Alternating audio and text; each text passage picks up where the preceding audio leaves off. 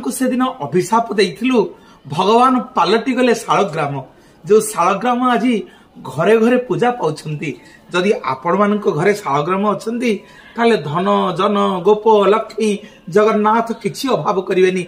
प्रत्येक दिन लक्ष्मी शांताणी तांको स्वामी भगवान विष्णु निकट को जीवे। मोर माँ माने बापा माने जलंधर नाम को जने असुर थिला, त्रिकाल पापी सी एभली जने पापी ता वृंदाराणी सतीत्व लगी ताकू केही मारी पारु नथिले।